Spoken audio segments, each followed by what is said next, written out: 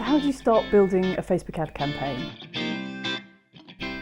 I'd start by mapping out the sales or marketing funnel and plan to run ads for the various different stages of the buyer journey or customer journey.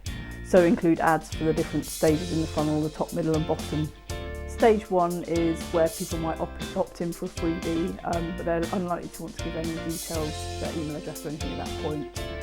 If you're planning on advertising to a cold audience, it's best to start creating an ad or multiple ads to build brand awareness first.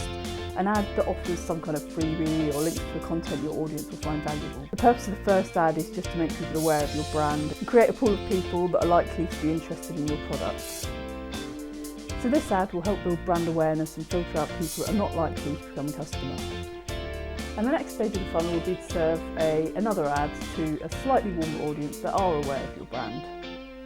This could be something like a case study or sign up for a webinar with some free training, something that people who've downloaded the PDF are likely to want, but this is still free, still building brand awareness, so people get to know, like and trust you. So for each of the stages, I'd create multiple ads so I can A/B test them. The best place to start is in Ads Manager or Business Manager if you've got multiple accounts.